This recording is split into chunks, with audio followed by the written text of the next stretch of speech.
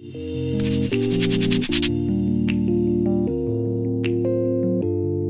everyone, and welcome back to another episode of Availity Unplugged.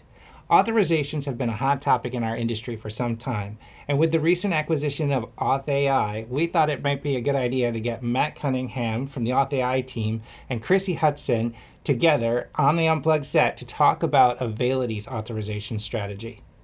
Part of the burden of healthcare is the administrative cost that it takes to deliver that care, right? And I think if you look at surveys across the country, either one or top two of the most significant pain points that doctors say are contributing to their administrative waste, or in some cases, delaying care, prior authorizations are the number one or number two. So if you look at both, it's a needed portion of it, but also the current process of asking for permission, generally manually, is a significant problem for both payers and providers across the board. So that's why it matters for Availity to solve it. I mean, we want to create the network, the best network out there. We want to solve really, hard problems out there. And I think Russ would say authorizations are not a transaction, it's a conversation. We want to have better conversations around authorization. I think we're uniquely positioned to do that. So you kind of dipped into the next question, right? And this goes out to both of you. Maybe we'll start with Krisi first.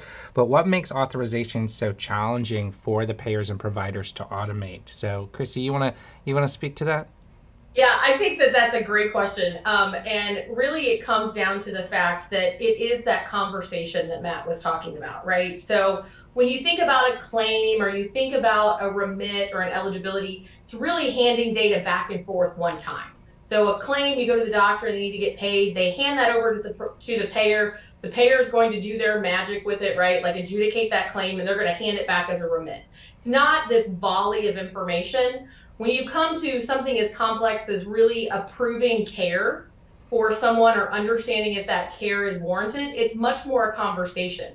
And that takes many more systems. When you're a provider, you have certain electronic systems that schedule your day and schedule your patients. You have other systems that work to get you adjudicated and have all the billing information. You have other systems that really bring together the clinical information. We've heard about our work in the fusion area, right? And how that clinical data needs to be normalized and upcycled. So you've got all these disparate systems that providers need to pull together information from to move into an electronic transaction. And that really complicates and makes it a little bit of a barrier to entry to be able to be a fully automated transaction like many of the other healthcare transactions are.